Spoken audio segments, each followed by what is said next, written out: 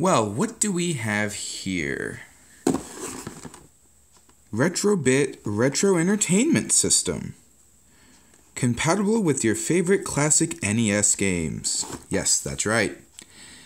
Nowadays, if you try to find a NES or Nintendo Entertainment System or Famicom overseas, you are paying a lot of money because they're old and they don't make them anymore. But when you have companies like Retrobit, or I know there's a few others, I can't remember the names off the top of my head, that bought the rights to make the NES, they've released new versions.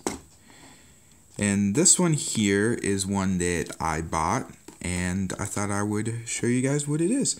So, built-in games and game cartridges not included. So it's not one of those 20 games in one that has a bunch of actual NES games, most of them being unlicensed. 4 NES games, and it looks like a bunch of different countries.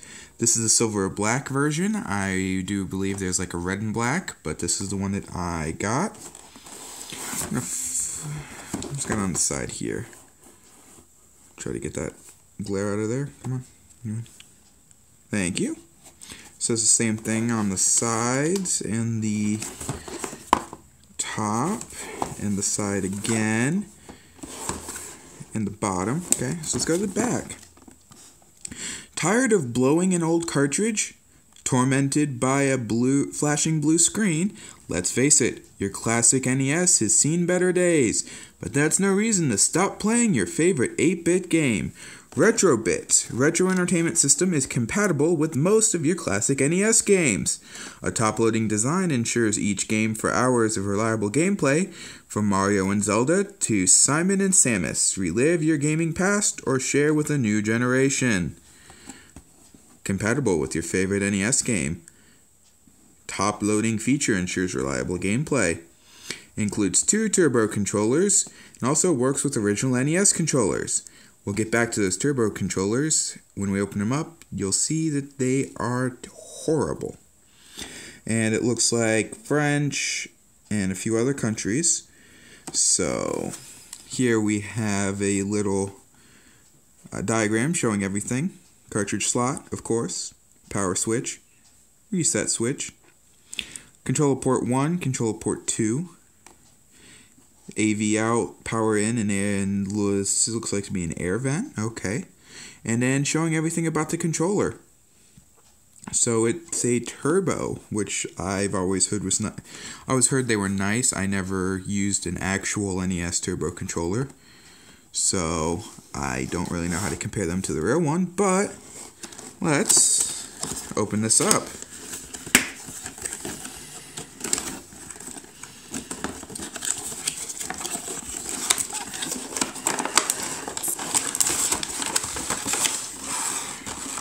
Okay, now I would like to disclaim that these do not come on the console.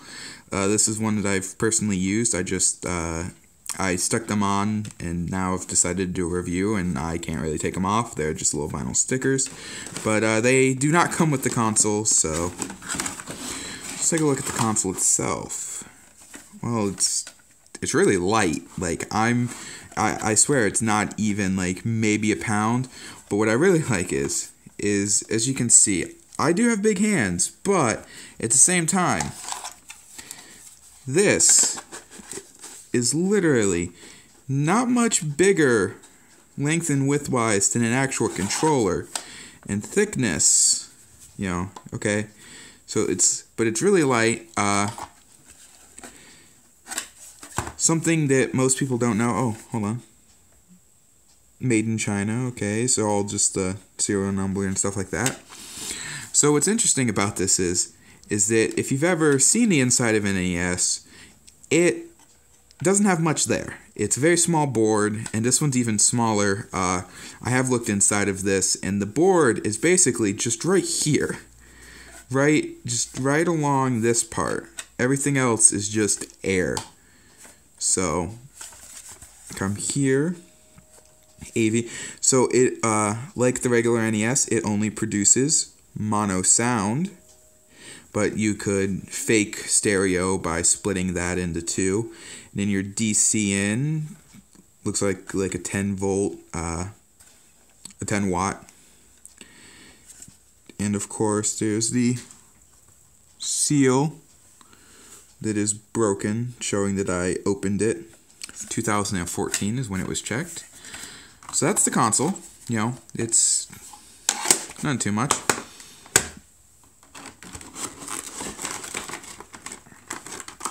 Like I said, power cable. It is a 110 volt. So yeah, just your standard AC DC adapter. It does come with your cables, so of course you can connect it to your TV. Even most newer TVs still have these, so you can play these on your big CRTs or your flat screens or whatever you want. Okay, so let's get to this controller. There are many reasons why I don't like this controller. One, it's a little smaller than the average controller. Actually, I have one here, and an original. So as you can see, it's a little bit, actually, a little bit wider, but lighter, definitely. There's not much to it. The D-pad and the other buttons are, to be honest, what you would expect from a cheap controller to go with the console. A little clunky. You can hear it. It doesn't input very well.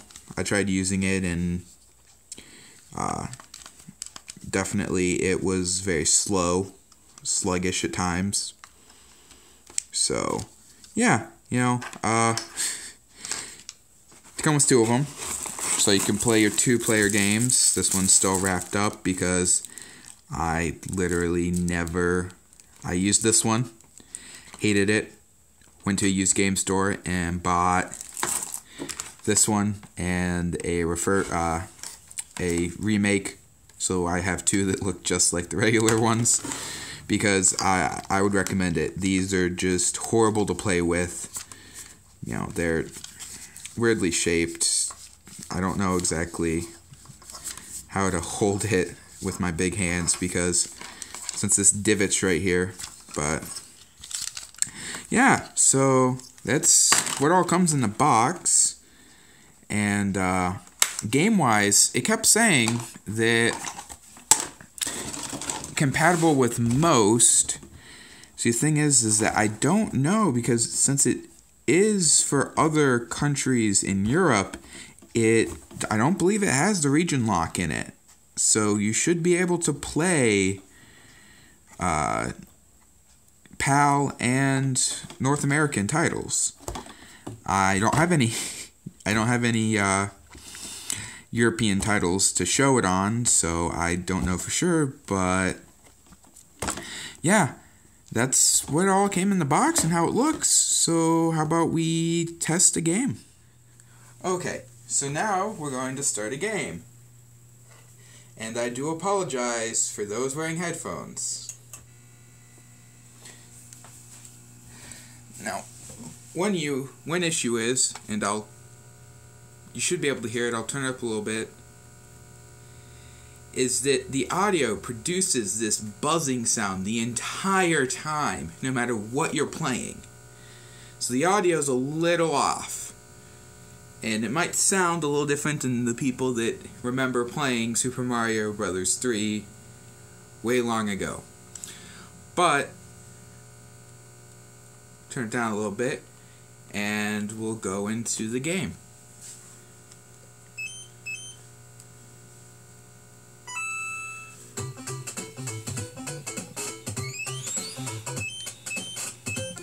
The controls fine, there's no lag or anything, but come to be expected from a game that is very easy to run and can run on most phones.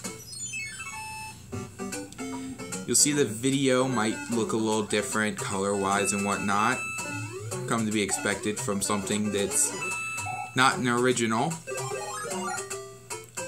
But besides that, it works pretty well. So my final thoughts on it, it's a good console. It's an NES. I mean, what more could you ask for something that I picked it up for $40 from Amazon, and it gets the job done. It plays NES games. That's what you would buy it for. It's also small and light, so it can go almost anywhere. And I just believe that it is one of the better NES remakes out there. And I would honestly recommend it to anyone who needs an NES to maybe play an old collection and they don't want to risk damaging the original that they have. So that's my review of the Retro Entertainment System, NES.